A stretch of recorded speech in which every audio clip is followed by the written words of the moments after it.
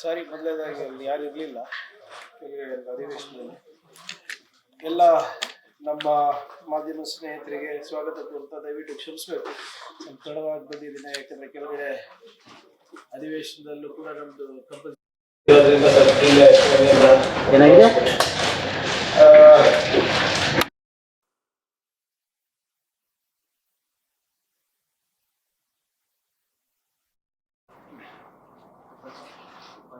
ಬಿಜೆಪಿಯವರು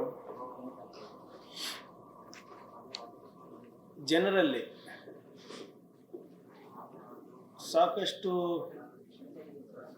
ತಪ್ಪು ಮಾಹಿತಿ, ಸುಳ್ಳು ಮಾಹಿತಿಯನ್ನ ನೀಡ್ತಾ ಇದ್ದಾರೆ. ವಿಶೇಷವಾಗಿ ಸರ್ಕಾರದಲ್ಲಿ ಏನು SCP TSP ಅನುದಾನ ಇದೆ, ಪರಿಷ್ಠ ಜಾತಿ ಪರಿಷ್ಠ ಪಂಗಡದ ಕಲ್ಯಾಣಕ್ಕೋಸ್ಕರ ಮೀಸಲಿರುವಂಥ ಹಣವನ್ನ ದುರ್ಬಳಕೆ ಆಗ್ತಾ ಇದೆ, ಡೈವರ್ಟ್ ಮಾಡ್ತಾ ಇದ್ದಾರೆ, ಮಿಸ್ಯೂಸ್ ಆಗ್ತಾ ಇದೆ ಅಂದ್ಬಿಟ್ಟು ಅಪಪ್ರಚಾರ ಮಾಡ್ತಾ ಇದ್ದಾರೆ. ಅವ್ರ ಪ್ರಕಾರ ನಾವು SCP TSP ಹಣವನ್ನ ಡೈವರ್ಸ್ ಮಾಡ್ತಾ ಇದ್ದೀವಿ ಬೇರೆ ಯೋಜನೆಗಳಿಗೆ, ಜನರಲ್ ಯೋಜನೆಗಳಿಗೆ ಅಂತ ಹೇಳ್ತಾರೆ. ನಿಯಮ ಬಾಹಿರವಾಗಿ ಆ ಹಣವನ್ನ ಉಪಯೋಗ ಮಾಡ್ತಾ ಇದ್ದಾರೆ ಅಂತ ಹೇಳ್ತಾ ಇದ್ದಾರೆ. ಆದ್ರೆ ಇಷ್ಟು ತಿಂಗಳಾಯ್ತು, ಇಲ್ಲಿಯವರೆಗೂ ಯಾವ ಕಾನೂನು ಉಲ್ಲಂಘನೆ ಆಗಿದೆ ಅಂದ್ಬಿಟ್ಟು ಅವರು ಸ್ಪಷ್ಟಪಡಿಸ್ತಾ ಇಲ್ಲ. ಈಗ ಈ ಕಾನೂನು ಅಡಿನಲ್ಲಿ SCP TSP ಆಕ್ಟ್ ಅನ್ನ ನಾವೇನು ಜಾರಿಗೆ ತಂದಿದ್ದೇವೆ, ಆ ಆಕ್ಟ್ ಅಡಿನಲ್ಲಿ 3 ರೀತಿಯಾಗಿ ನಾವು ಹಣವನ್ನ ಬಳಕೆ ಮಾಡಬಹುದು. ಸೆಕ್ಷನ್ 7A, ಸೆಕ್ಷನ್ 7B ಮತ್ತು ಸೆಕ್ಷನ್ 7C. ಹಿಂದೆ ಸೆಕ್ಷನ್ 7D ಇತ್ತು. ಅದರಲ್ಲಿ ಡೀಮ್ಡ್ ಎಕ್ಸ್ಪೆಂಡಿಚರ್ ಅಂದ್ಬಿಟ್ಟು ಸಾಕಷ್ಟು ಹಿಂದಿನ ಸರ್ಕಾರದಲ್ಲಿ ಅವ್ಯವಹಾರ ಆಗಿದೆ ಅಂದ್ಬಿಟ್ಟು ಕಂಡು ಬಂದು ನಮ್ಮ ಸರ್ಕಾರ ಬಂದ್ಮೇಲೆ 7D ತೆಗೆದಿದ್ದು.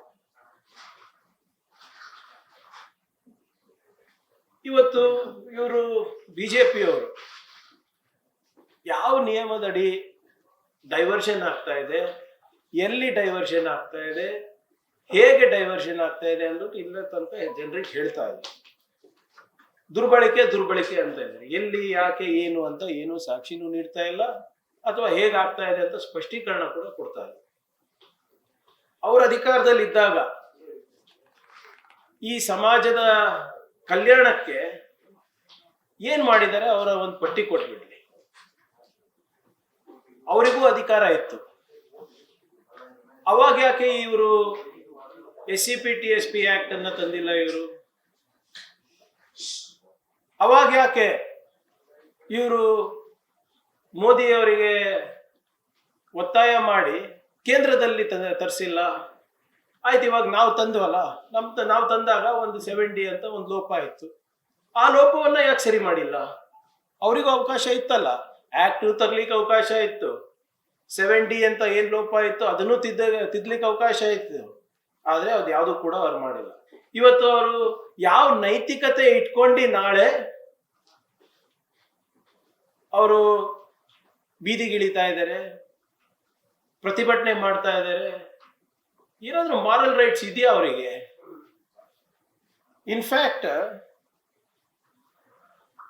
ಬಿಜೆಪಿ ಅಧಿಕಾರದಲ್ಲಿದ್ದಾಗ ಮ್ಯಾಕ್ಸಿಮಮ್ SCP TSP ಫಂಡ್ ದುರ್ಬಳಕೆ ಆಗಿರೋದು, ಡೈವರ್ಟ್ ಆಗಿರೋದು.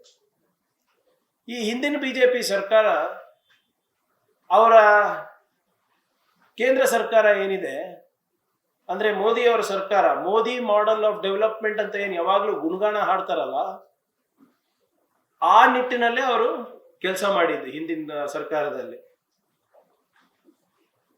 ನಿಮಗೆ ಉದಾಹರಣೆ ಕೊಡಬೇಕು ಅಂದ್ರೆ, ಇವರು ಬಿಜೆಪಿ ಸರ್ಕಾರಗಳಲ್ಲಿ ಅಂದ್ರೆ ಬೇರೆ ರಾಜ್ಯಗಳಲ್ಲಿ ಪರಿಷ್ಠ ಜಾತಿ ಪರಿಷ್ಠ ಪಂಗಡದ ಬಗ್ಗೆ ಎಷ್ಟು ಕಾಳಜಿ ಇದೆ ಅಂತ ನೀವು ನೋಡಬೇಕಾಗಿದೆ.